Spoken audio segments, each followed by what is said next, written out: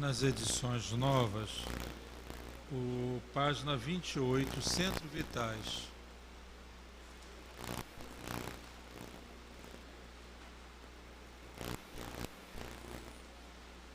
Todos descobriram já? Página 28, Centros Vitais. Vamos estudar o que vem a ser o centro vital. Vamos ouvir primeiramente a leitura do texto e depois então vamos analisar cada parágrafo.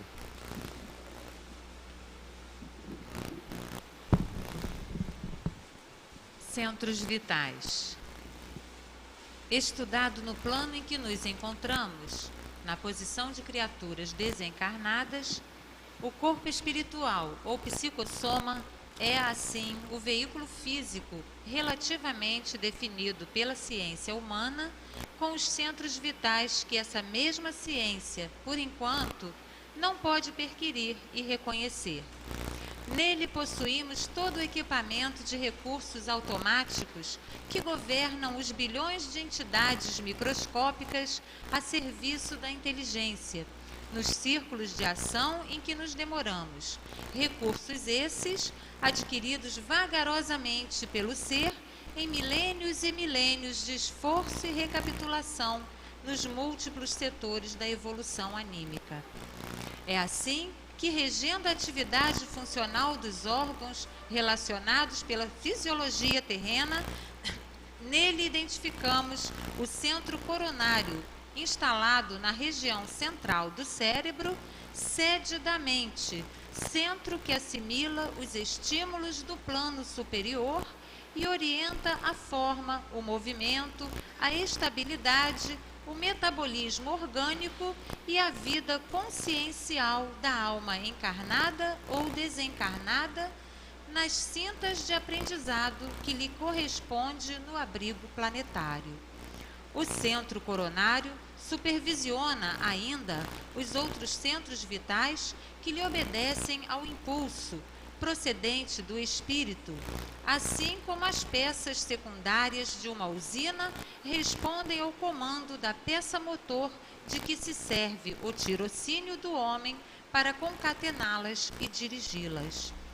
Desses centros secundários, entrelaçados no psicossoma e, consequentemente, no corpo físico, por redes plexiformes, destacamos o centro cerebral contíguo ao coronário, com influência decisiva sobre os demais, governando o córtice encefálico na sustentação dos sentidos, marcando a atividade das glândulas endocrínicas e administrando o sistema nervoso em toda a sua organização, coordenação, atividade e mecanismo, desde os neurônios sensitivos até as células efetoras. O centro laríngeo, controlando notadamente a respiração e a fonação. O centro cardíaco, dirigindo a emotividade e a circulação das forças de base. O centro esplênico, determinando todas as atividades em que se exprime o sistema hemático, dentro das variações de meio e volume sanguíneo.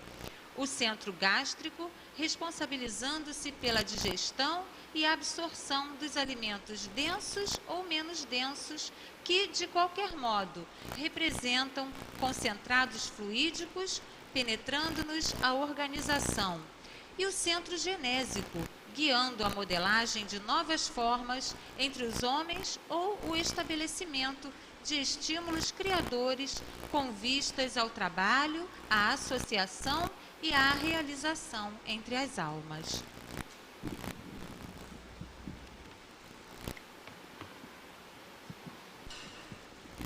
Vamos lá começar a discutir esse assunto.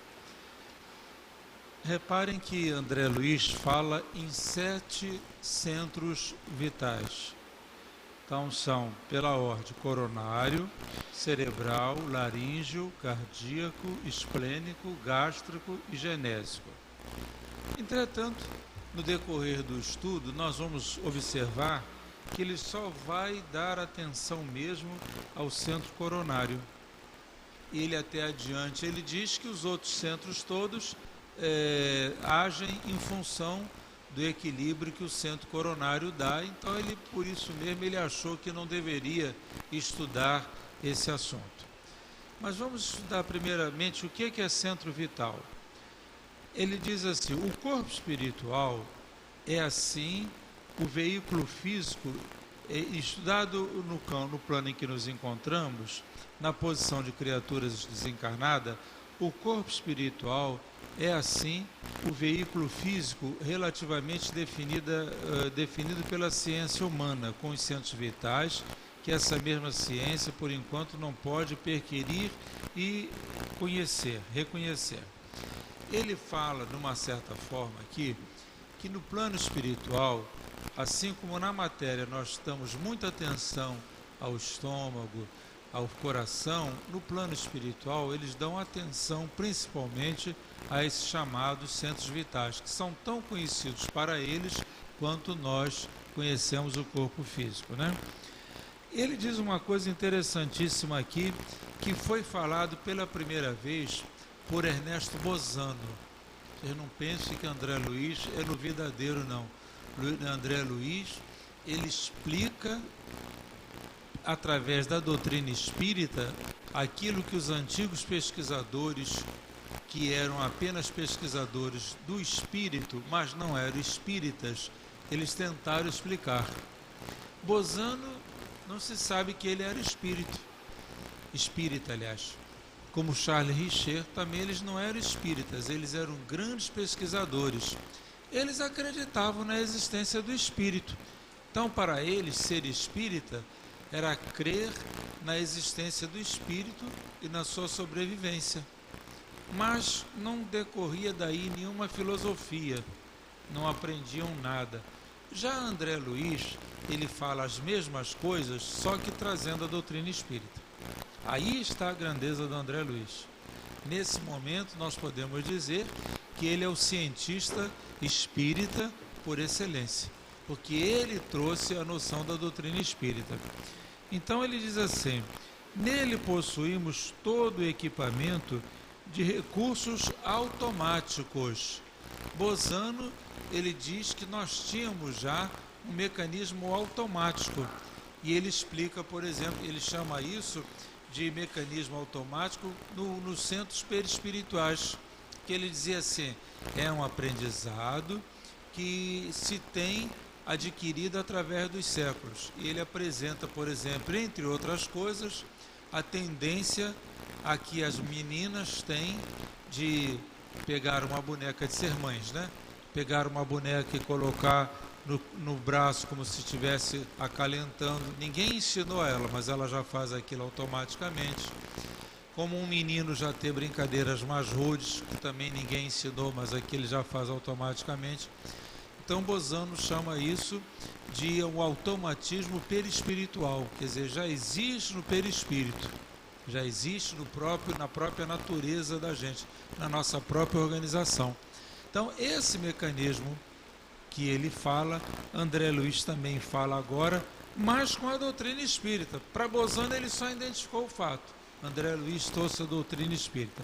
Aonde ele trouxe a doutrina espírita? Ele traz aqui exatamente aqui, nesse momento. Nele possuímos todo o equipamento de recursos automáticos que governam os bilhões de entidades microscópicas a serviço da inteligência. Então ele já começou a falar da existência do espírito. A serviço da inteligência, nos círculos de ação em que nos demoramos, que também é interessante, né? Se vocês pegarem uma pessoa que não tem experiência, determinada experiência, mesmo no espírito dela, e ela for reencarnar num lugar onde ela não tem aquele tipo de experiência, ela vai ser tão iniciante quanto qualquer outra pessoa. Vamos imaginar assim, vamos imaginar o esquimó. Para ele é natural sobreviver no meio daquela frialdade toda. Esse clima para nós é inadmissível, nosso aqui é inadmissível para eles. Comer gordura de baleia para eles é uma coisa natural também. Nós, pensemos se nós aqui Vamos imaginar uma pessoa que não tenha hábito nem de comer carne, de repente, num lugar desse, seja obrigado a se empanturrar de gordura de baleia para criar resistência ao frio. Ela, no momento, ela vai dizer o quê? Isso não. Isso não. Ela vai ter a mesma, ela não tem prática daquilo, o espírito dela, o perispírito dela, os centros de forças dela não tem prática para aquele gênero de alimentação. Então ela vai rejeitar aquele tipo de coisa. Tanto quanto para eles, a nossa alimentação aqui dos trópicos na base de frutas é uma alimentação inadmissível.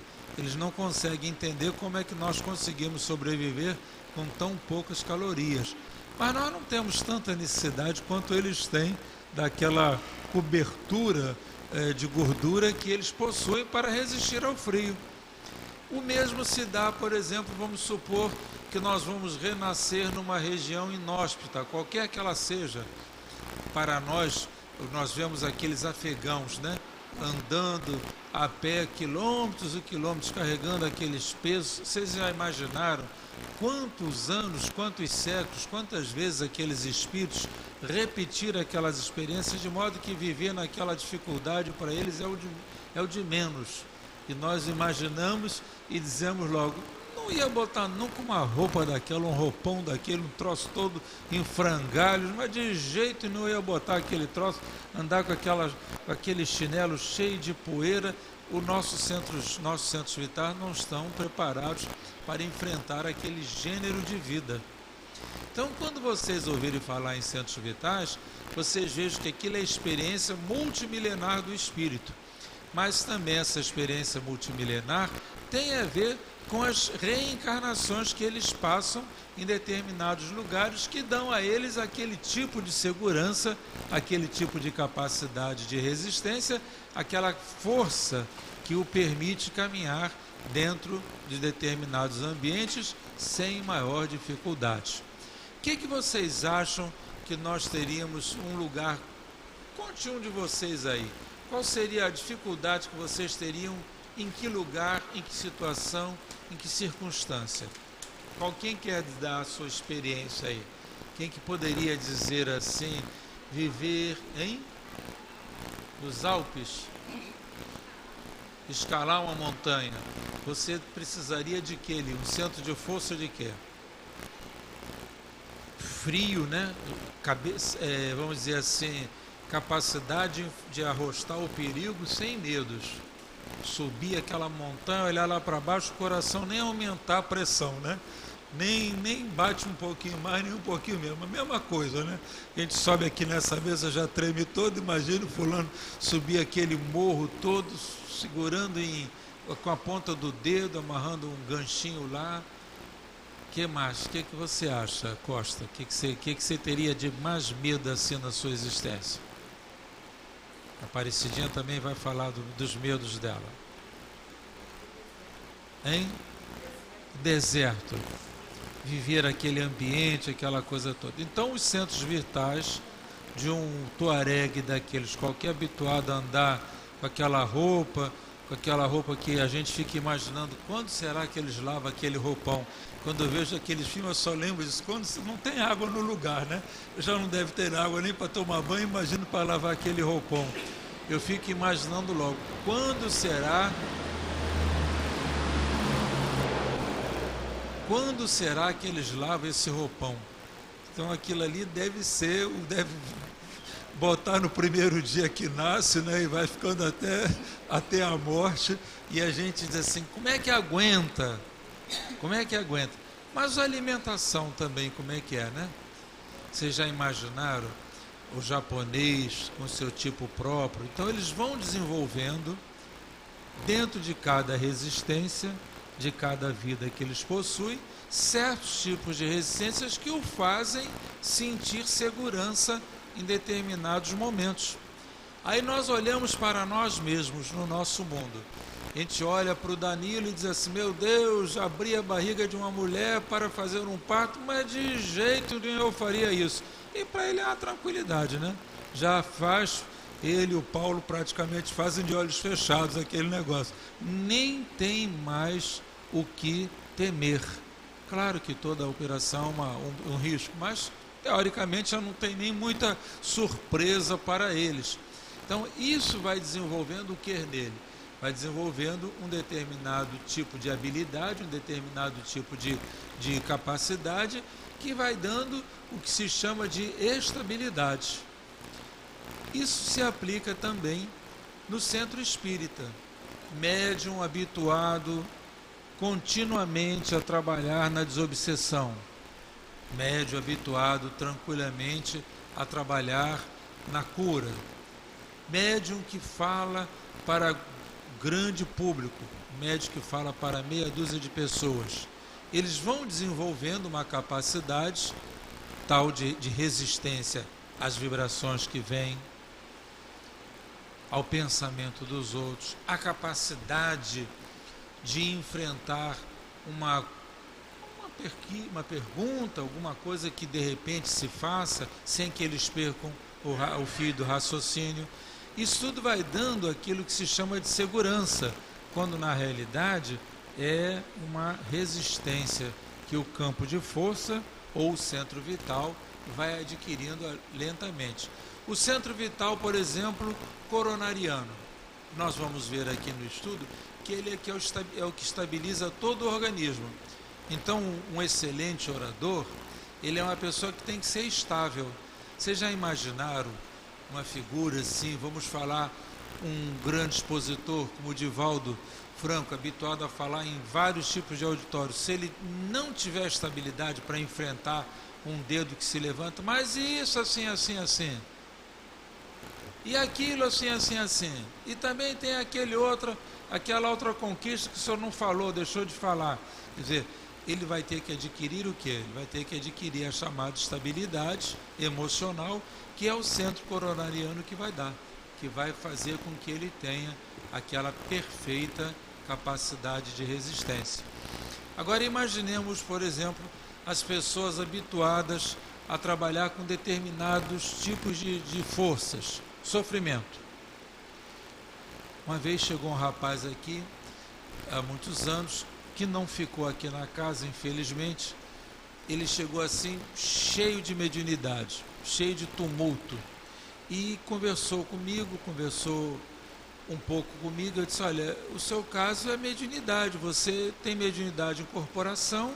Ele era uma pessoa muito jovem, talvez uns 20 anos, 21 anos. O seu caso é mediunidade em incorporação, e eu não sei por que você está tão atingido nos seus centros de força, você está todo desequilibrado. Como tinha muita gente para atender, disse: olha, vai conversar com a Lúcia, porque ela vai ter mais tempo do que eu para lhe atender na sua necessidade. Você está com seus centros todos equilibrados, eu não estou vendo por que é. Bom, o rapaz tem 21 anos, essa mediunidade toda, estava empregado há 6 meses no governo do estado, recolhendo corpos para o Rabecão. Não deu outro, coitado do camarada, estava perturbadão mesmo. Ele disse, aí a Lúcia conseguiu perceber, conversando com ele, viu qual era a profissão dele, e foi indagando. Ele disse assim: não, cada pessoa que eu pego, cada fulano arrebentado, aquilo parece que me dá um esvaziamento por dentro. Avião eu não posso. Hoje eles estão treinando. Então ele diz assim: cada corpo, cada pedaço de corpo que eu recolho, aquilo vai me dando um esvaziamento por dentro, que eu não sei o que é que acontece comigo. Quer dizer, ele devia de pegar, ou o espírito ainda estava ali, os espíritos ainda estavam ali, né? Ou a própria vibração da dor, a própria vibração de angústia do espírito, e aquilo tudo para ele era uma absorção. Então o médium, na medida que ele vai desenvolvendo, por exemplo, o médium da desobsessão, à medida que ele vai desenvolvendo pela experiência, pela continuidade do serviço, ele vai desenvolvendo a capacidade de conviver com as forças de sofrimento, ele vai criando também a capacidade de resistir aos impactos vibracionais. Aí a gente diz assim: o médium fulano de tal é um médium experiente. O que significa exatamente ser um médium experiente? É um médium que, em realidade, ele recebe o impacto daquele espírito, absorve aquilo e se mantém equilibrado, se mantém sem perturbação, sem grito, sem bater na mesa, sem achar que está sofrendo demais. Ele recebe aquele impacto, segura e fica muito bem, obrigado. Quer dizer, o centro de força, os centros de forças desse médium, os centros vitais desse espírito já estão de tal modo fortes para enfrentar esse tipo de vibração, que é como se ele dissesse assim, pode vir qualquer espírito que eu aguento, em termos, evidentemente, em termos. Pode vir qualquer espírito. O que é que acontece com o médium novato, que ainda não desempenhou exatamente toda essa experiência? Ele sente os impactos vibracionais e às vezes até fica com aquela sensação 1 ou 2 dias e fica dizendo, soltando no pobre do guia a culpa dele ter absorvido aquilo. Mas o guia não me tirou aquela sensação, não me tirou aquele mal-estar. Cobra do guia uma coisa que cabe a ele, com o tempo, saber administrar, com o tempo. Então, com o tempo, ele vai organizando a sua resistência psíquica. Tanto é que isso se dá também com os outros tipos de mediunidade. A facilidade com que o Chico Xavier escreve é a capacidade de tanto se colocar à disposição dos espíritos para escrever. Aquilo já é uma sintonia automática, ele já percebe o que o espírito quer dizer, ele já leva a mensagem adiante. Isso chama-se desenvolvimento de mediunidade. Se nós fôssemos falar num outro tipo de jargão, nós diríamos assim, o desenvolvimento, a capacitação dos nossos centros de forças.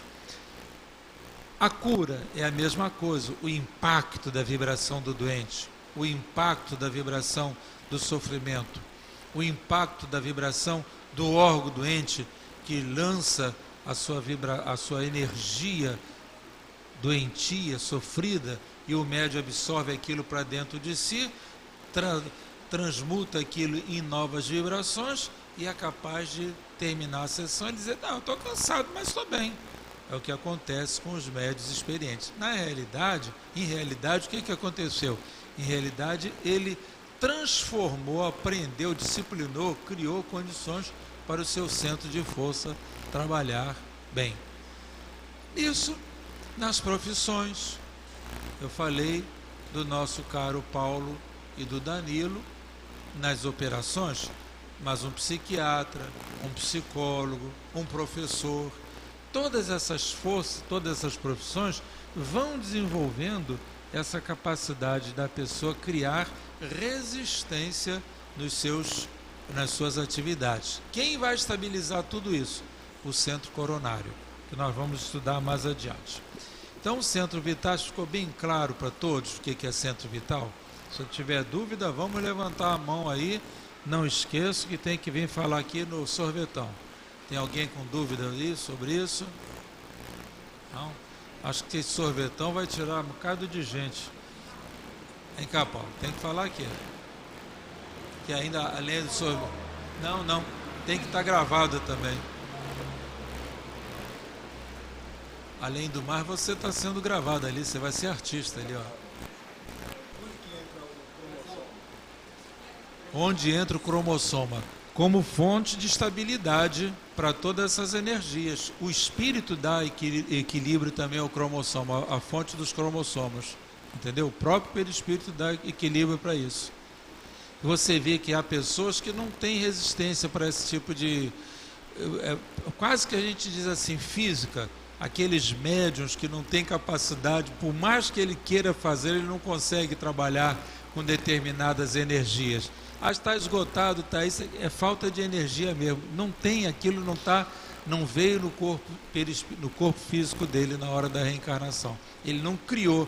Por isso que o médium de desobsessão, esses médiuns assim com atividades específicas, eles renascem até com um organismo forte o suficiente para aguentar esses impactos. Eles renascem. Aí você tem, por exemplo, um médium de desobsessão, ele, se não tiver uma série de resistências orgânicas, ele não sobrevive àquele trabalho. Ele quer trabalhar, ele diz que não consegue. Ele diz mesmo, olha, eu gostaria de fazer isso, mas me falta energia.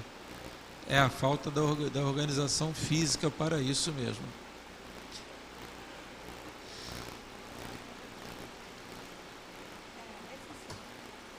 Tá funcionando sim.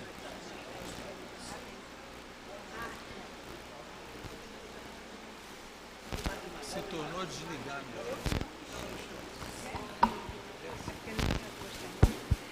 mesmo. Sobre esse automatismo, eu fiquei numa dúvida. Automatismo? O que acontece com esse automatismo quando a gente desencarna? Porque quando a gente encarna, eles se responsabilizam, não é, por tudo. E o que eles fazem? Eu não tenho coração do lado de lá, eu não tenho opção de coisas. O automatismo, ele é do perispírito. Entendeu? O automatismo é do perispírito. E o perispírito passa para o corpo físico. Então a sua experiência naquele lugar, de qualquer que seja o lugar, dá ao seu perispírito a resistência. Cria no seu perispírito a lembrança da resistência. Então quando você reencarna ou desencarna, o corpo físico apenas refletiu o que o seu perispírito era. Ele é aquela história do cromossomo. Você tem que vir com um corpo forte para enfrentar aquele gênero de trabalho. Mas por quê? Porque você é um espírito daquele gênero de trabalho. Não. Aqui. Não fechou direito. Tá. Aqui, tá certo. Eu não entendi ainda direito. Não gostou. Entendeu? Então, eu não entendi ainda não, porque... A sua mão, minha filha. Pega a sua mãozinha aqui assim. Isso. Então, eu não entendi bem. Tudo bem, o automatismo está lá. Ele faz com que eu respire automaticamente, enfim, meu coração bata automaticamente. Eu não tenho coração quando eu desencarno, eu tenho só os centros vitais. É o centro coronário que ele fica fazendo o que lá, essas células? É o centro cardíaco que nós vamos aprender aqui adiante. Mas o que elas fazem depois que eu desencarno? Ela fica automatizando o quê? Como centro de força. Ela fez a seguinte pergunta: o coração bate enquanto você está encarnado. Desencarnou, você não tem coração. Onde é que ficou esse centro de força? Esse centro de força está no perispírito, que faz que quando ela encosta na máquina, que é o corpo físico, ele acelere aqueles pontos. É como se você encostasse numa determinada máquina e a sua simples presença naquela máquina acelerasse aquele centro de força. Ela permanece do lado de lá como centro de força. Como centro de força. É o que os espíritos, que André Luiz disse no início.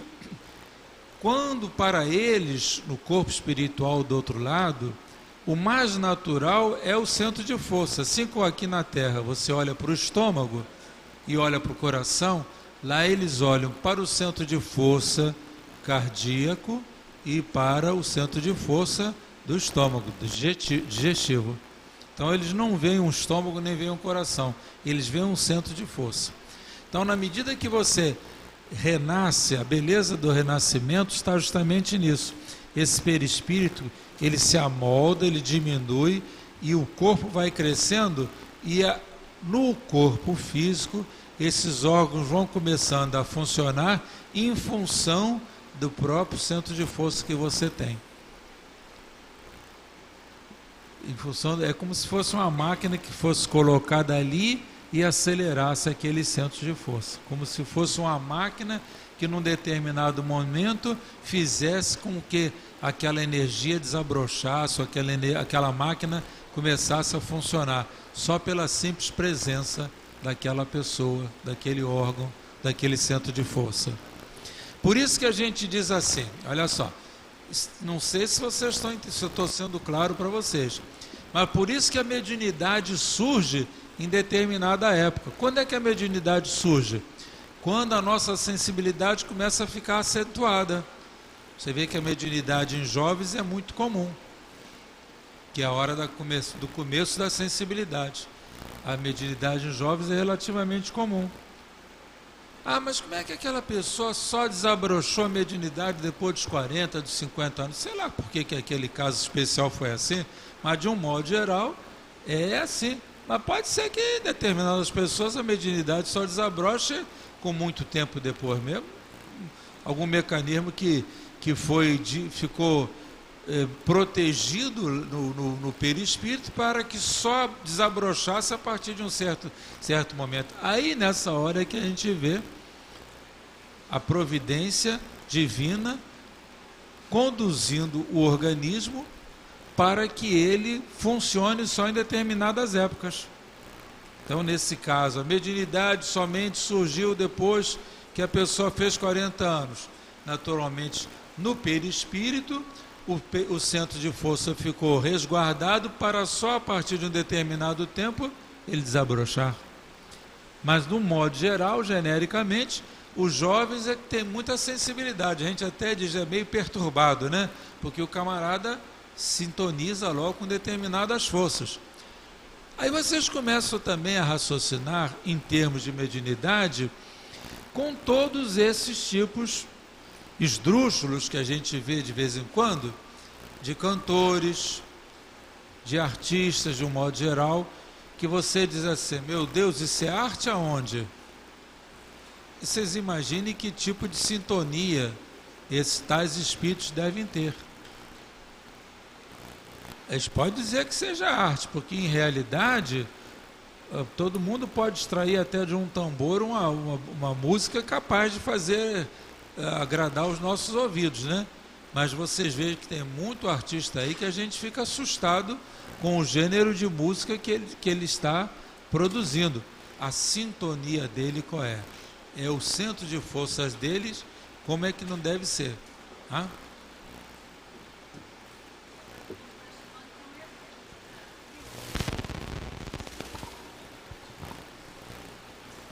Já está virado aqui. Comparando Acho que eu vou tirar esse negócio daqui para vocês não mexerem mais. Bota aqui, fala assim. Comparando os centros de força do espírito encarnado e o desencarnado, diferença Tem. Ele disse o seguinte, ó, quando vocês vierem aqui, vocês só segurem aqui, a partir dessa linhazinha aqui embaixo, tá? Tá bem sorvete mesmo. Ele diz assim, se há diferença, se existe essa mesma vibração entre o encarnado e desencarnado, centro de força, existe. Quando você, por exemplo, está aqui em plena atividade, que o corpo responde àquela atividade, o centro de força trabalha em uníssono com o corpo físico. Na medida que o corpo vai perdendo a qualidade, a capacidade de percepção e o centro de força continua, o que é que nós dizemos? Eu sinto vontade de fazer as coisas, mas sei que meu organismo não está resistindo mais. Mas o centro de força continua acelerado. A gente não diz isso? Quem passou de 60 anos diz isso tranquilamente. Meu Deus do céu, como eu gostaria de fazer, mas não tenho mais energia. Então a energia continua firme. Só que o correspondente na matéria já não está respondendo mais, né? Ele já está começando a perder a qualidade. Um exemplo típico, nós vamos estudar isso adiante, mas o exemplo típico são essas pessoas idosas que estão praticamente sem poder fazer nada e, no entanto, a mente está alertíssima. Alertíssima, não para. Não para, a cabeça deles está alerta. Ele já não tem mais organismo para fazer, mas a mente está 100%, está funcionando muito bem. São capazes de ter opinião, são capazes de gritar, são capazes de reclamar, são capazes de analisar perfeitamente. Eles estão lá, o centro de força deles está em plena carga. Agora o organismo já não está dando mais correspondência, né? Não tem mais correspondência.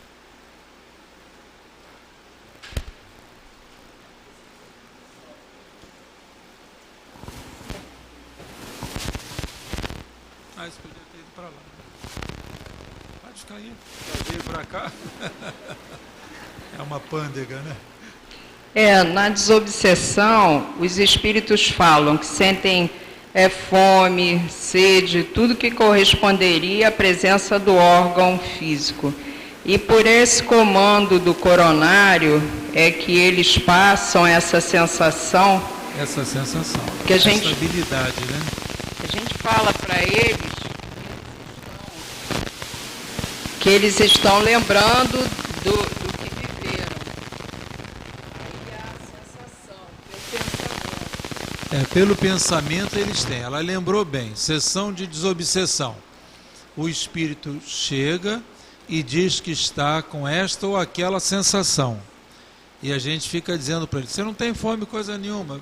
A tolice a gente dizer isso para um espírito. Ele está dizendo que está com fome, ele está com fome. A gente pode até achar que ele não tem necessidade mais de feijão com arroz, mas ele está demonstrando que o centro de força dele, daquela área, ainda está em ação, em movimento. Então nós temos que fazer o quê? Tentar acalmá-lo, coronário, tentar acalmá-lo, para depois dizermos a ele, escuta, agora começa a tratar, aí a gente põe a mão na altura do centro de força correspondente, começa a acalmar esse órgão, essa área, começa a perder um pouco dessa sensação, vai aos pouquinhos desistindo dessa lembrança. Mas primeiro a gente diz assim, temos que pacificar o espírito, e a pacificação sim. Só que vocês reparam que normalmente nessa hora a gente dá a pacificação, que é automaticamente a gente faz o quê? Dá o passo no alto da cabeça. Porque a gente atinge o quê? O coronário para estabilizá-lo. É um mecanismo automático em nós. A gente vai direto na cabeça do fulano. Mas a gente nunca deve dizer a uma pessoa que ela não está com fome, que ela não está com sede, porque ela está sentindo aquilo. Está sentindo. Você apenas tem que fazer com que ele entenda que aquilo é alguma coisa que ele pode controlar pela estabilidade dele, com o tempo. Claro, o Cheito passou 80 anos tomando café da manhã, almoçando, jantando. Morre de repente. Vocês acham que 80 anos, com 82 anos, 2 anos de plano espiritual, ele já esqueceu esse mecanismo todo? Tomara que a gente esqueça rapidamente em 2 anos, que a gente vai dizer que está com muito bom tempo, né? Mas não é por aí, não. As coisas são difíceis para nós. Esse centro de força é um negócio danado mesmo. Aqui.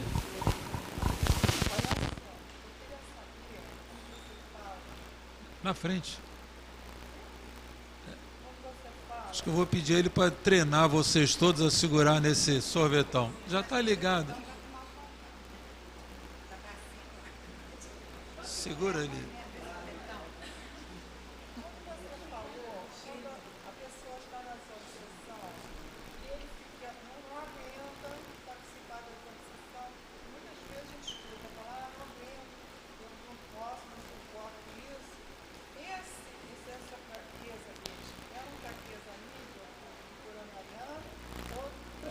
É o centro de força deles mesmo que não está preparado para isso. É a nível coronariano. Não. O físico terá, se você observar, se ele é uma pessoa estável, plenamente equilibrada, capaz de desenvolver todos os serviços, menos aquele. Teria a ver com o físico dele. Nós tivemos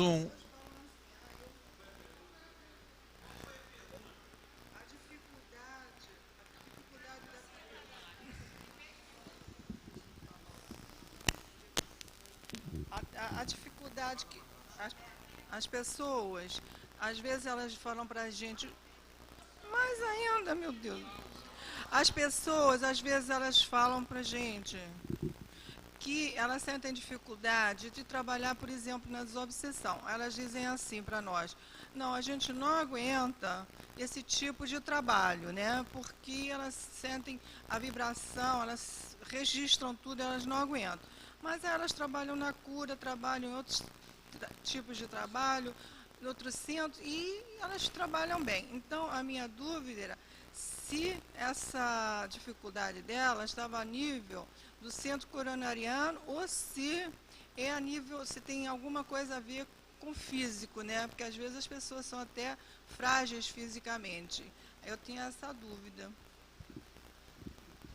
Entenderam agora a pergunta dela? Então a resposta é a mesma, que eu já dei a vocês, vou repetir a resposta. Qual é o grande problema da gente? Nosso problema é termos resistência para desenvolvermos certos trabalhos, tá? Criarmos resistência para desenvolvermos certos trabalhos. Então nós analisamos essa resistência, em primeiro lugar, fisicamente. Eu dei o passe de cura e tenho resistência para continuar no serviço no dia seguinte. Então eu vejo que eu tenho resistência orgânica. Eu renasci, meus cromossomos estão tudo ali no ponto mesmo para nós trabalharmos. Estamos ali, pronto. Eu dei o passe de cura e não tenho a menor resistência. Eu acabo. Não adianta me botar para fazer esse serviço que eu não aguento. Então nós vamos observar que são pessoas sem a chamada resistência orgânica igualmente. Quando você equilibra seu perispírito através do centro coronariano, quando você renasceu com um corpo forte, os primeiros dias na sessão, você pode sentir-se mal, porque é o impacto das vibrações das forças diversas. Mas na medida que você deseja fazer o seu serviço e continua desenvolvendo a sua capacidade de trabalhar naquele serviço, você vai sentindo que você vai tendo resistência. Aí você vai dizendo assim, bom, hoje no passe de cura eu já me cansei menos do que na sessão passada. Hoje na desobsessão eu já me perturbei menos ou fiquei menos cansado do que na sessão anterior. Mas aí vamos supor que a pessoa diga assim, olha, não tem jeito, continuamente eu estou passando mal. Já fiz experiência 1 mês, 2 meses, 3 meses, 6 meses, não adianta eu fazer esse serviço. Nós o máximo que podemos dizer à pessoa é dizer assim, escuta, você está levantando seu padrão vibratório, você está rezando, você está se equilibrando, você está fazendo tudo o que tem que ser feito? Estou. Sinceramente. Então não tem jeito, sai fora do serviço. Continua passando mal, então sai fora do serviço. Porque às vezes a pessoa não aprende a orar, não aprende a se equilibrar, não aprende a se estabilizar emocionalmente, não aprende a ter coragem. Há pessoas que numa sessão de desobsessão o espírito ameaça, eu vou te perseguir. O fulano que não adquiriu resistência para compreender que as ameaças têm um valor relativo, ele se assusta, eu não volto mais para esse serviço, o fulano me ameaçou, vai me perseguir. Ele não desenvolveu o quê? O centro de forças de quê? Da resistência ao medo. Não desenvolveu esse centro de forças, então ele não vai trabalhar nunca naquele lugar, que ele vai sempre ter medo. Ele não vai ter capacidade de fazer as coisas andar como devem andar. Então, em realidade, desenvolvimento de mediunidade tem muito a ver com a nossa estabilidade emocional ou com a estabilidade do nosso centro, dos nossos centros vitais. É isso mesmo? Dos nossos centros vitais. Uma outra coisa que a gente tem que prestar atenção nos centros vitais é que eles são alimentados também. Incrível, né? A gente pensa que centro vital não recebe alimentação.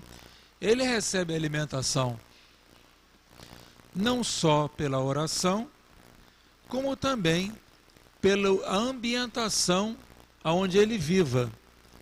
Imaginem vocês numa cidade como a nossa, no Rio de Janeiro, em que a gente tem pouca ou quase nenhum lugar sem que esteja contaminado, né? Poluído. Então o médium, ele precisa, de vez em quando, realimentar o seu perispírito das chamadas forças vitais. Aonde é que nós vamos fazer isso? Ir à praia faz bem. Se vocês quiserem ao piscinão, não sei se o piscinão de Ramos tem força vital para isso, mas não sei se tem. Mas uma praia que não tenha muita gente deve dar certo. Ir a um jardim botânico faz bem, porque são lugares em que a pessoa tem possibilidades de reabastecer-se psiquicamente. Um passeio, um lugar agradável, ambientes em que ele sinta que ele sai até meio fortalecido daquilo ali, ele sai fortalecido. Aí ele diz assim, meu Deus do céu, fui lá e como me fortaleci. Agora, se ele ficar a vida inteira dentro da sua casa, no Meia, em Marechal Hermes, que não sai de dentro de casa, não gosto de sair, tudo bem, ele vai arranjar o jeito dele de sobreviver, claro, vai arranjar, porque todos nós nos adaptamos, mas ele melhoraria muito mais o seu psiquismo se ele soubesse se alimentar dessas energias externas, sutis, que são as vibrações da mata, do mar, desses lugares assim. Entendeu? São os lugares que a gente tem que aprender a fazer isso. Nós vamos e dizemos assim, meu Deus, como eu me senti bem quando eu fiz esse passeio. A pessoa desanuviou, ela diz assim, eu me sinto até desanuviada. Então ela sente a energia do mar, sente a energia da mata. Aí vem aquelas forças todas que existem em vários lugares, né? O mar com iodo, a mata com uma série de outros tipos de vibrações. Então é interessante, a gente vai a uma cachoeira. São interessantes, são coisas assim que a gente vai lá, não é para fazer, só para fazer despacho, não. A gente vai para lá também para tomar se refrescar, se refortalecer, aquele negócio todo, né? Então aqui são os centros vitais. Acho que está ficando mais ou menos claro para a gente o que é centro vital, não está? Acho que está ficando mais ou menos claro para a gente entender isso. Agora imaginem vocês uma pessoa que trabalha continuamente num serviço de desobsessão. Aí a gente diz assim, Moacir trabalha há 40 anos na desobsessão e nunca foi tomar um banho de mar. Então é sinal de que ele tem um organismo muito bom, veio preparado para isso, tem a capacidade para essa resistência toda e está muito bem, obrigado. Ele não precisa disso. Mas às vezes as pessoas precisam desse reabastecimento. Há centros espíritas que eles têm as chamadas sessões de reabastecimento. Aqui no centro não dá para fazer isso, que se for fazer a sessão de reabastecimento não vai ter dia para fazer, porque é todo dia ocupado aqui, né?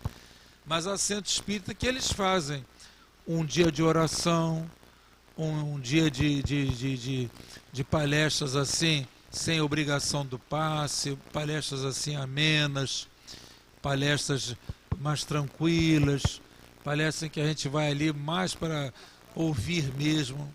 Não estamos nem preocupados se tem muita gente, pouca gente, se tem gente perturbada, se não tem gente perturbada, que não está nem ali. Aquilo é só um momento mesmo é uma palestra de relaxamento mesmo.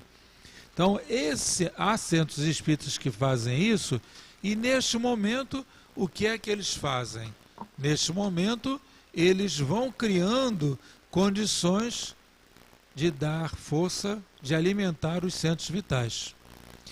Então nós aprendemos o que é centro de força ou centro vital, e nós estamos aprendendo também que esse centro de força, esse centro vital, sofre alimentação também. Ele pode ter uma boa alimentação.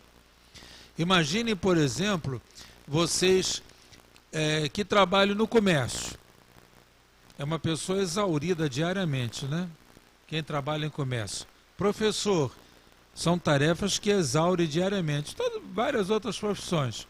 Então essas pessoas, às vezes, chegam à casa espírita, a gente diz assim, meu Deus do céu, já está cansado? E está mesmo. Que ele está precisando de quê? De uns momentos de quietude, de preces, para refazer as suas próprias forças, para refazer as suas próprias energias. Por isso que na sessão de desobsessão, nós temos aquela meia hora de estudos, sem querer apontar para ninguém. Tem gente que adora chegar 5 minutos antes, que não gosta da sessão de estudo. Por quê? Porque é a Elizabeth que vai fazer o comentário. Está perdendo um grande tempo. Se o comentário da Elizabeth for bom ou for mal, o problema é dela. Mas ele está ali sentado, está ali se preparando, está ali se resguardando, está ali tomando passe, os guias estão cuidando dele, ele está aprendendo a se fortalecer.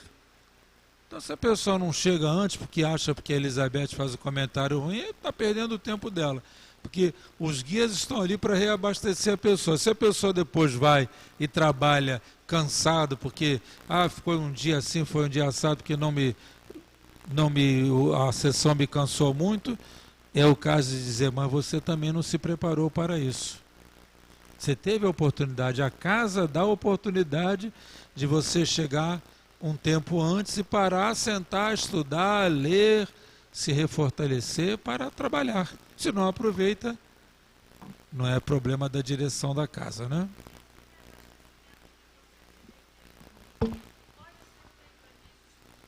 Nem adianta falar daí. Pega aqui embaixo. Esse reabastecimento que você falou, pode também ser feito a nível espiritual? Ele é feito a nível espiritual e a nível físico, com certeza, os dois níveis, tá? Então, não, só a nível espiritual não, porque quando você trabalha mediunicamente, o centro de força ele desgasta o organismo também, tá? É por isso, ele também abastece o organismo. Bom, então ele diz aqui assim: nele possuímos todo o equipamento de recursos automáticos que governam os bilhões de entidades microscópicas a serviço da inteligência no círculo de ação em que nos demoramos. Recursos esses adquiridos vagarosamente pelo ser, em milênios e milênios de esforço e recapitulação nos múltiplos setores da evolução anímica. Olha, presta atenção, nos múltiplos setores. Então, esses múltiplos setores vai desde o tempo da barbárie até os estágios mais elevados, tá? Nos múltiplos setores. Então, nós vamos aprendendo isso lentamente através dos milênios, dos tempos aí memoriais, e a gente vai adquirindo essa força. Imagine vocês, por exemplo, uma pessoa capaz de fazer, um desses médicos que fazem operações microscópicas. Como eles não têm o sistema nervoso deles totalmente equilibrado, faz aquelas operações microscópicas. O camarada que sabe que ele não pode dar um vacilo de milímetro com a mão, que senão ele vai causar um transtorno irreparável. Imagine esse espírito como aprendeu, através de não sei quantos anos, a estabilizar a mente, o pensamento, as mãos, para fazer aquele tipo de operação.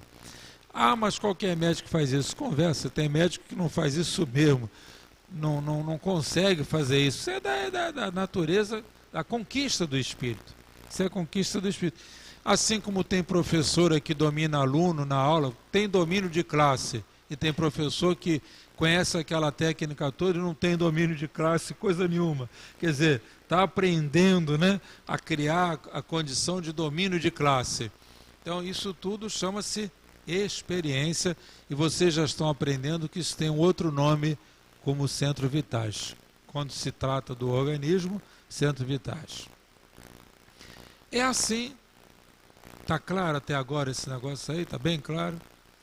É assim que, regendo a atividade funcional dos órgãos relacionados pela fisiologia terrena, nele identificamos o centro coronário, instalado na região central do cérebro, sede da mente, centro que assimila os estímulos do plano superior e orienta a forma, o movimento, a estabilidade, o metabolismo orgânico, a vida consciencial da alma encarnada ou desencarnada. Olha só, vida consciencial, hein?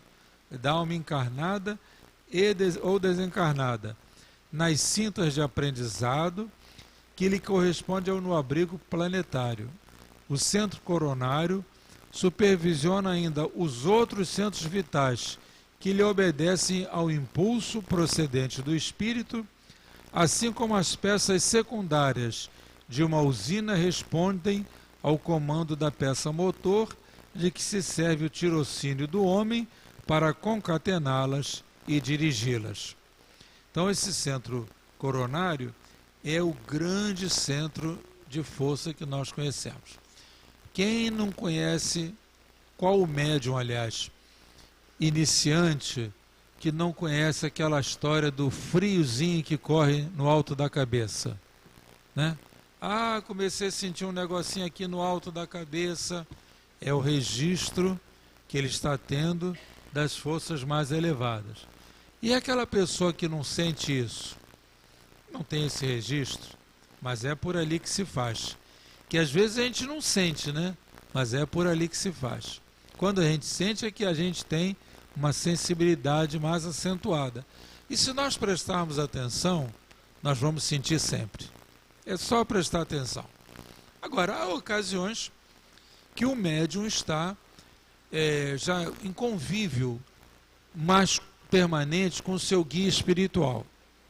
Então, a partir desse convívio permanente, ele adquire uma espécie de equilíbrio. Ele levanta a sua vibração para ficar mais próximo da vibração do seu guia.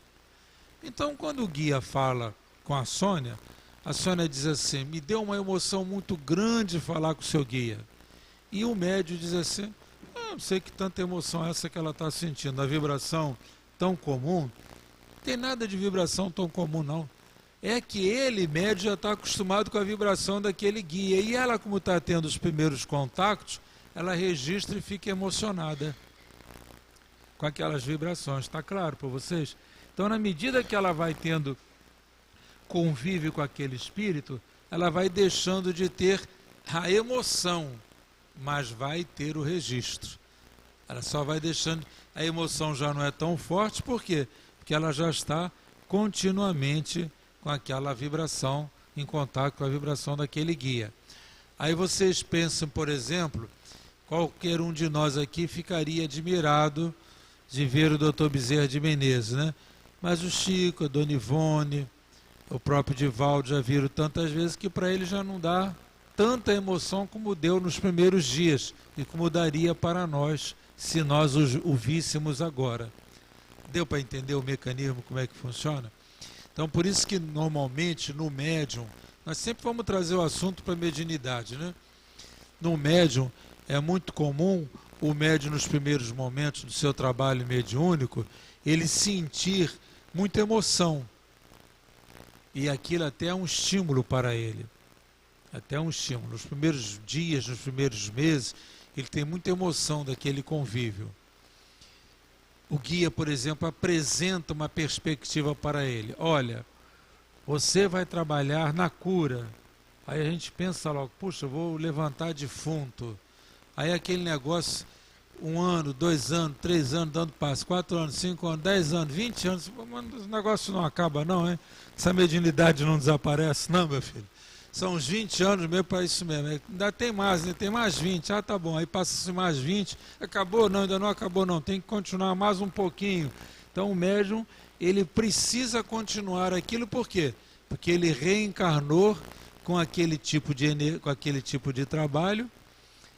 A experiência dele está naquele campo e ele tem que trabalhar ali mesmo. Então por isso que ele diz num certo momento assim: será que não acabou essa minha mediunidade? Não, não acabou. Por quê?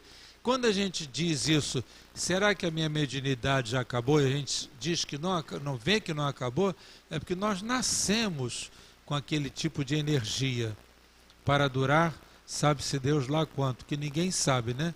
Então a gente vai trabalhando, tomando cuidado para não morrer antes da hora, não se desgastar antes da hora, mas trabalhando e vamos continuar trabalhando até a hora que Deus determinar. Ele fala ainda mais que o coronário, ele faz o metabolismo orgânico. É o equilíbrio da nossa alimentação, é o equilíbrio das nossas energias, é a estabilidade das nossas forças, toda uma série de movimentos que nos vão trazer equilíbrio. Nós dizemos assim, fulano é uma pessoa estável, ele não é de se aborrecer. Então você vê que ele passa para todo o organismo aquela estabilidade que ele possui internamente, que ele adquiriu por força das experiências, pelo hábito da oração, pela vibração sempre no alto. E reparem que os médiuns que não têm equilíbrio emocional, eles estão sempre desajustados, estão sempre sofrendo, estão sempre reclamando, estão sempre sentindo isso, estão sempre sentindo aquilo. Ele não tem o equilíbrio emocional. Como ele não tem o equilíbrio emocional, ele não estabiliza o seu centro coronariano. Então, ele não estabilizando o seu centro coronariano, ele está sempre registrando tudo e todas as coisas em sua volta. Falta a ele a estabilidade. Aí a Aparecida diz assim para mim, como é que eu adquiro isso? O que vocês acham? Como é que a gente adquire essa estabilidade?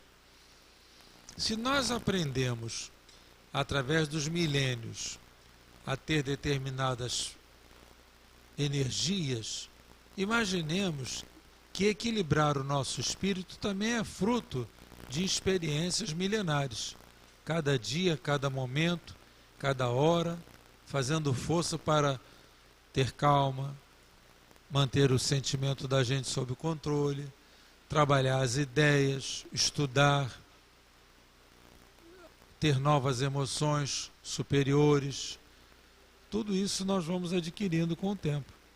Ah, eu sou assim mesmo. Quem é assim mesmo é quem nasceu desequilibrado e vai morrer desequilibrado. Mas nós sempre podemos ser diferentes. É um aprendizado diário, né? A vida consciencial da alma encarnada. Como seria esse centro de força da vida consciencial? Nós vamos dizer assim, estou em paz com a minha consciência. Por quê? Fiz o bem que estava ao meu alcance fazer. Não prejudiquei a ninguém. Trabalhei em paz. Eu estou bem. A minha vida consciencial está bem. Estou tranquila. Mas essa vida consciencial nossa, ela também cresce.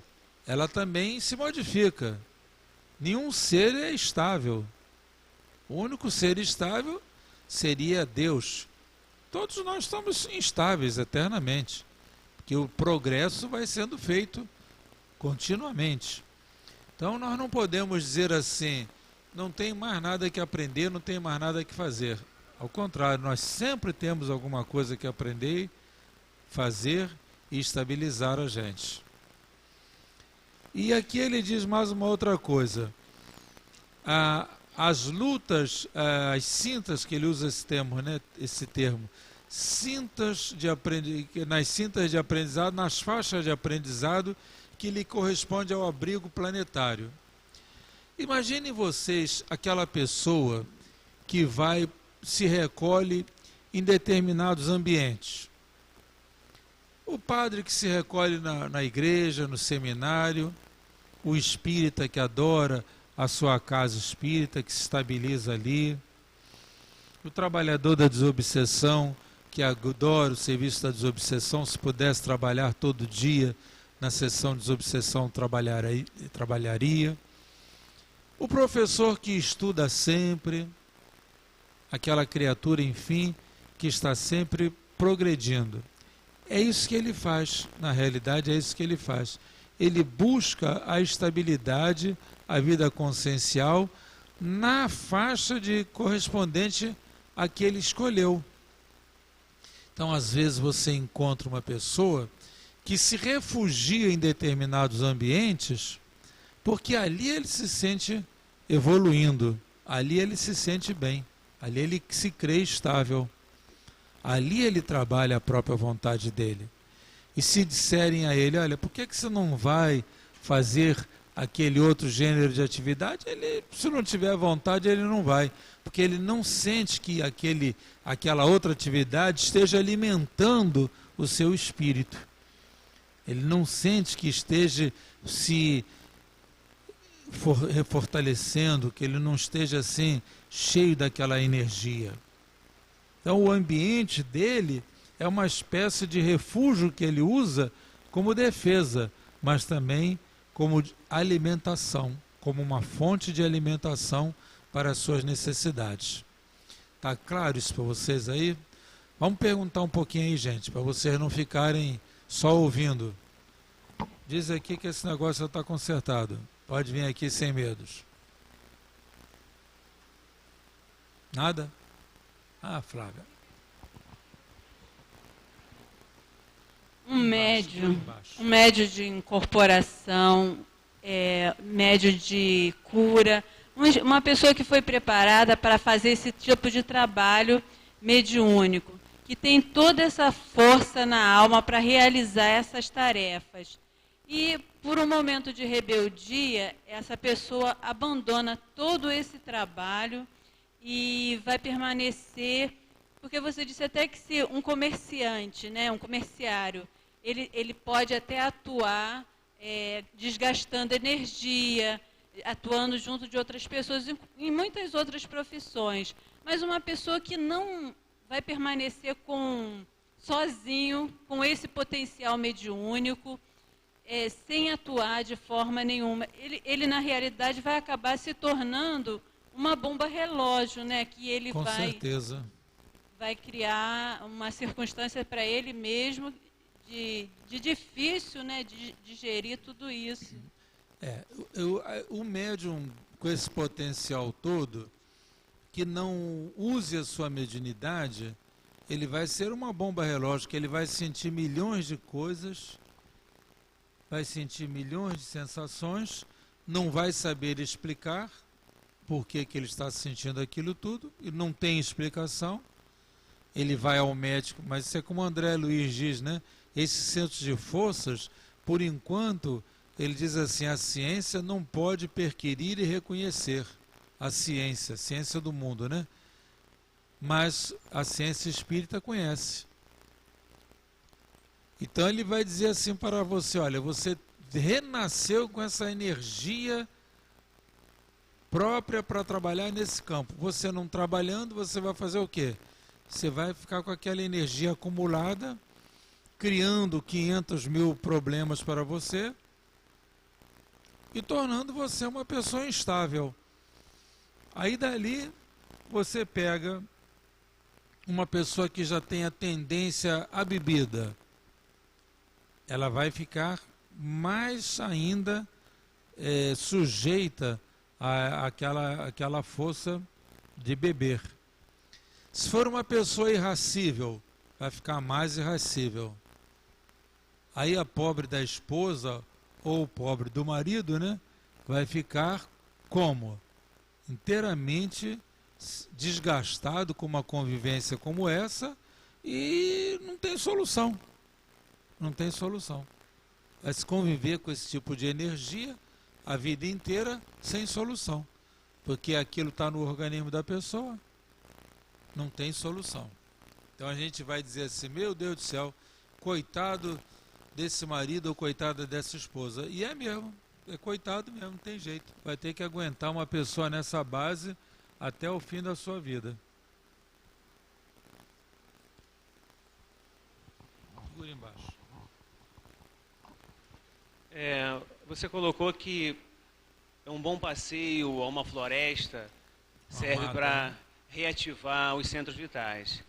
Mas a gente vê também que na floresta existem micro-organismos que atingiriam o corpo físico.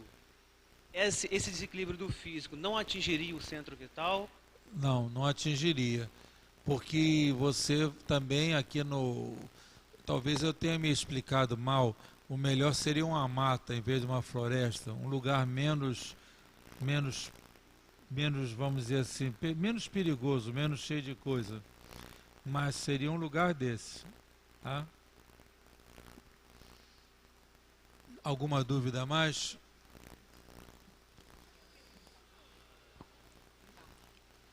falou que... Aqui, minha filha, para ele gravar. O senhor falou que a pessoa que não se estabiliza emocionalmente sente isso, sente aquilo, aquilo outro. E tem pessoas que... Não, nada, estava bom. Então, tem pessoas que, às vezes, passam 50 anos, 40 anos da sua vida estabilizadas, não sentem isso, não sentem aquilo, essas múltiplas coisas.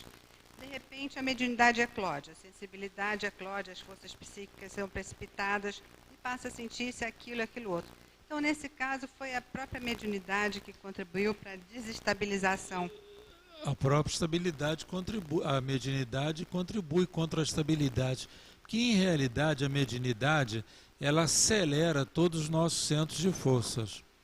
Se vocês prestarem atenção bem, a mediunidade é uma fonte de aceleração.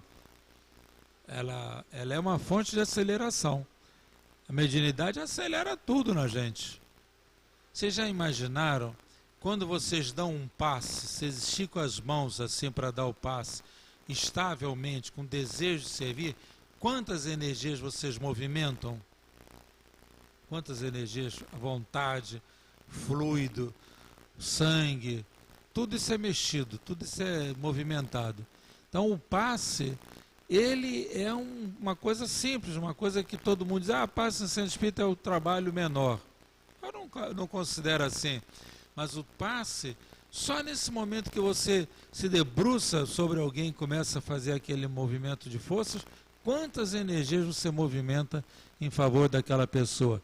E as suas energias, como são aceleradas também.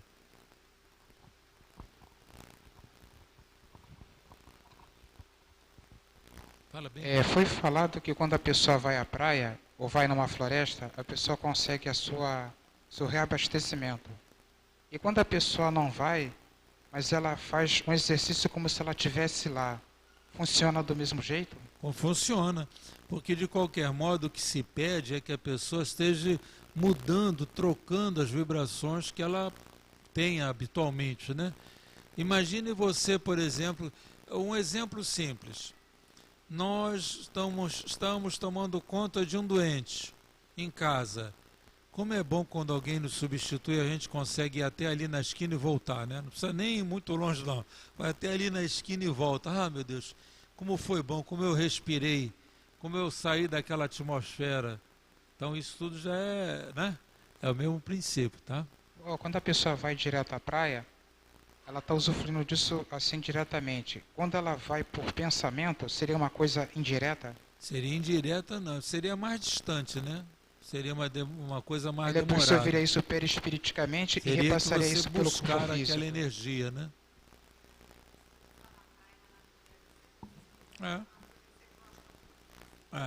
Faz isso. Qualquer força da natureza, né? Bom, continua André Luiz aqui falando para nós. Vocês vejam que o centro coronariano, ele é a fonte de tudo o mais, né? Aí ele diz aqui que esse centro supervisiona os outros centros vitais que lhe obedecem ao impulso.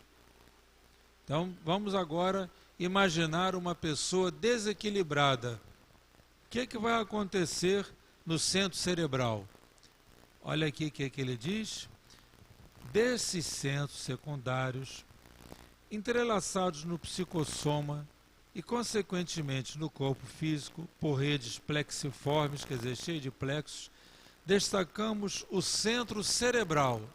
Olha a pessoa continuamente cheia de dor de cabeça, cheia disso, cheia daquilo outro, né? Nervoso, tenso, briguento, com influência decisiva sobre os demais, governando o córtex encefálico na sustentação dos sentidos. Aí ele vai andando por aí afora, vamos ao outro centro. O centro laríngeo, controlando a respiração e a fonação, o equilíbrio da gente. Vocês repararam uma coisa? Vocês repararam como, vou falar de todas as pessoas que vieram aqui. No primeiro momento, o que elas fizeram? Tanto a Lília, como o nosso prezado irmão, como a Margarida, o que fizeram? ficaram meio tímidos diante do telefone. Então houve, do telefone não, do microfone, né?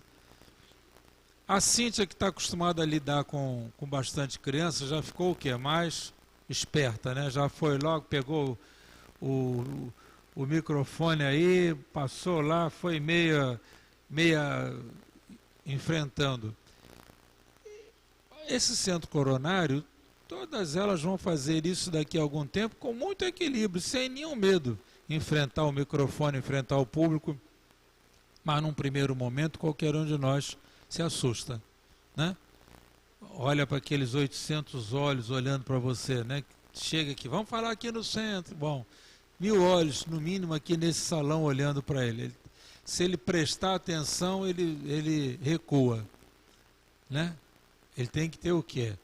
Vontade de enfrentar a coisa. Vontade de bater de frente com todo mundo.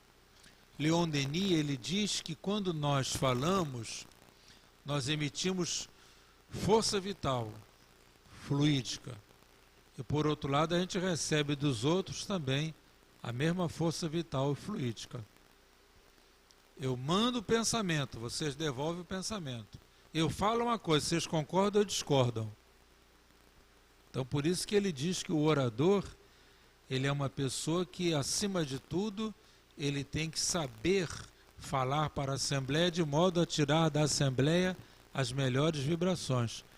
Já imaginaram o político falando, né, agora não se tem mais comício, né, quase não tem mais, agora é showmício, né, é mais festa do que comício.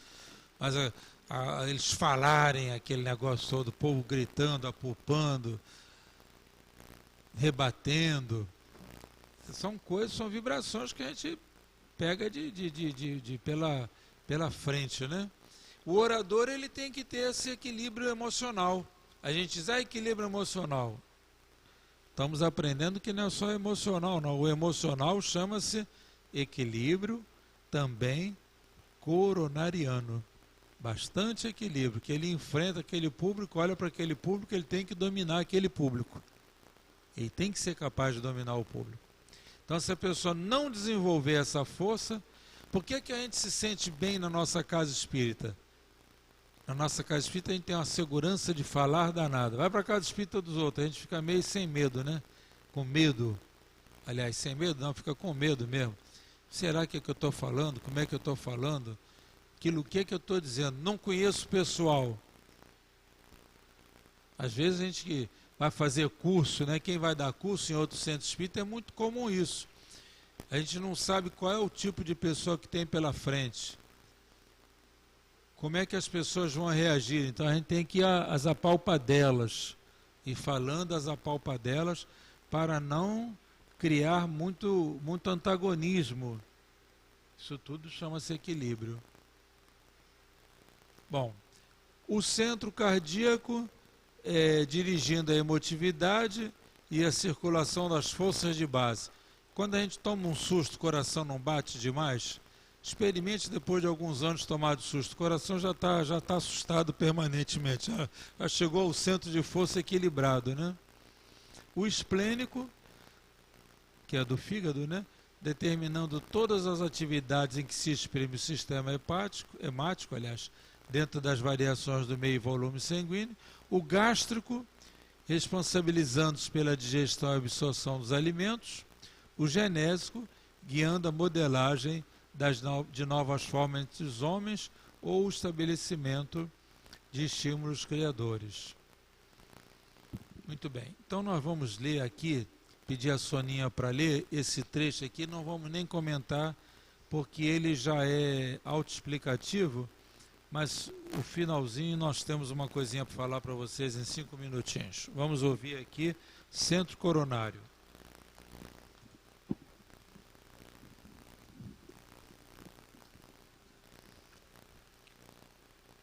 Página 29. Centro coronário.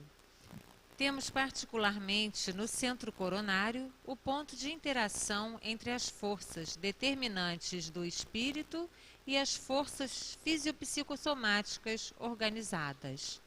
Dele parte, desse modo, a corrente de energia vitalizante formada de estímulos espirituais com ação difusível sobre a matéria mental que o envolve, transmitindo aos demais centros da alma os reflexos vivos de nossos sentimentos, ideias e ações, tanto quanto esses mesmos centros, interdependentes entre si, imprimem semelhantes reflexos nos órgãos e demais implementos de nossa constituição particular, plasmando em nós próprios os efeitos agradáveis ou desagradáveis de nossa influência e conduta.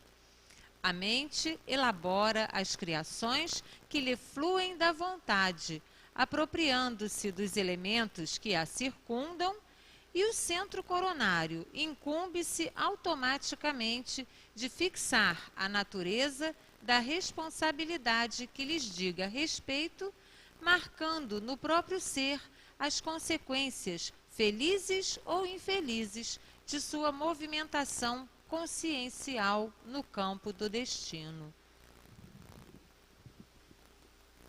O grande trecho desse item está que a mente elabora as criações que lhe fluem da vontade, apropriando-se dos elementos que a circundam, e o centro coronário incumbe-se automaticamente de fixar a natureza da responsabilidade que lhes diga respeito, marcando no próprio ser as consequências felizes ou infelizes de sua movimentação consciencial no campo do destino.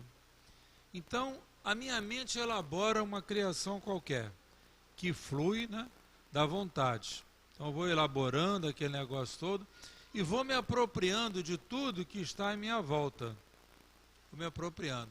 Eu estou pensando em fazer uma palestra. Estou pensando em fazer uma palestra. Então, a minha vontade começa a ser acelerada. Vou fazer uma palestra. Deixa eu estudar. O que eu vou estudar? Vou fazer uma palestra sobre a reencarnação. Deixa eu estudar sobre isso. O centro coronário vai dar automaticamente a natureza da responsabilidade. Espera aí. Se eu vou falar de reencarnação, eu tenho que estudar o assunto. Eu não posso chegar lá para aquela assembleia que está habituada a estudar, eu não posso chegar lá e falar de improviso. Eu tenho que ter material dentro, então eu já estou começando a me apropriar do material que tem à minha volta. Então eu já começo a olhar não só o material em livros, mas eu vou começar a olhar aqui para o povo e dizer assim, eu me lembro que a Maria Helena contou esse caso, assim, eu já vou me apropriando do material que ela tem de experiência vivida. Mas espera lá, o Carlos também, puxa, eu observo isso do Carlos, ele não me contou nada não, mas eu observo isso nele, eu vou começando a me apropriar de todo o material que está à minha volta. Então eu começo a enriquecer a minha palestra com o conhecimento do livro, mas eu vou pondo para fora também tudo aquilo que eu percebi na Maria Helena, no Carlos, na Georgina. Eu vou começando a buscar aquele material dentro de mim mesmo, por força da experiência que eu tenho das pessoas. Então, isso quem faz é o centro coronariano, porque ele é que começa a lembrar, olha, presta atenção, olha aquele quadro, você não lembra que ele contou, você não lembra que você observou, você começa a puxar isso. Você diz que isso é memória. Memória é quando a gente lembra de todos os detalhes. Há uma diferença muito boa aí que vocês têm que prestar atenção. Memória é quando a gente lembra de todos os detalhes. Até a Maria Helena contou o caso, você vai lembrar até que o dia que ela contou o caso, ela estava com um vestido escuro com uma flor amarela no canto. Mas a memória, isso é memória. Agora, a lembrança, você vai ficar pensando no caso que ela contou. Não está nem querendo saber como é que ela estava vestida, sei lá como é que é o detalhe. Não interessa o detalhe. Tudo isso está no centro coronariano. Então a gente vai aprendendo essa vivência e vocês vão prestando atenção que vocês fazem isso muito mais automaticamente do que vocês pensam. Quantos casos vocês lembram por dia Aí vocês, me lembra daquele caso da Malé? Não lembra aquele caso do centro? No fundo, vocês estão alimentando a mente de cada um de vocês com essa soma de experiências. Estão colocando o centro, o coronário de vocês para funcionar mais do que vocês pensam. Vocês estão pensando nisso, pensando naquilo, pensando naquilo outro. Vocês vão buscando, pelo pensamento, pela vontade, vocês vão buscando todo o material de interesse para vocês. Está clara essa história toda? Vocês conseguiram entender alguma coisa dessa aula de hoje? Hein? Hein, Nelma, entendeu? Ele levantou, Nelma, opa, foi falar, ela vai ter uma pergunta aqui.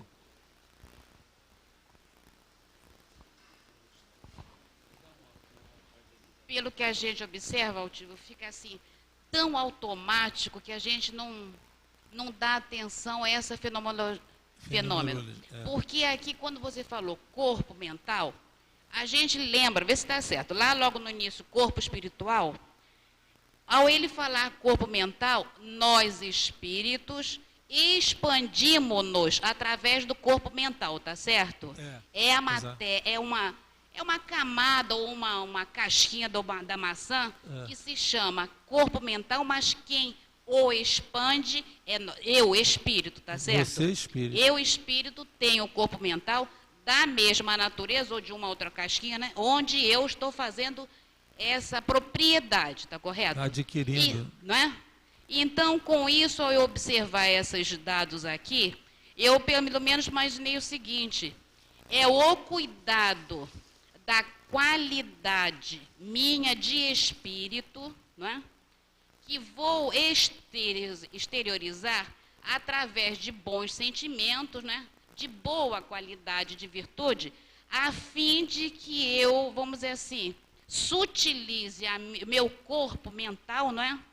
Às vezes ele pode estar um pouquinho mais, vamos dizer assim, tão largo, mas que eu vou talvez fazendo com que ele venha chegar até eu, espírito, na minha qualidade, está correto? Está correto, é isso mesmo. Tá certo. Então, porque às vezes eu vou dizer a minha dúvida, às vezes eu dizia, o corpo mental, achando que ele é separado do espírito, mas não é não. É uma expansão minha, eu, espírito, através dessa casquinha, onde nela é que eu estou impregnando coisas boas ou ruins, porque sou eu que comando, está correto? Está correto, porque essa diferença é tão sutil, você não consegue distinguir. Elas são separadas, mas você não consegue distinguir. Eu acabei de falar na vontade, no pensamento. Estão apresentando para vocês a nova edição do Pensamento. A autora ainda não viu não, tá? Vocês estão tendo é o trabalho da Luzia, né, que já foi publicado já há tempos. Nós estamos fazendo uma nova edição. Olha como está bonita a capa, né? O conteúdo também é bonito, hein? Não esqueçam disso. Então a autora ainda não viu não, ela virá na semana que vem. Quem mandou ela não estar hoje aqui no dia que o livro ficou pronto, né?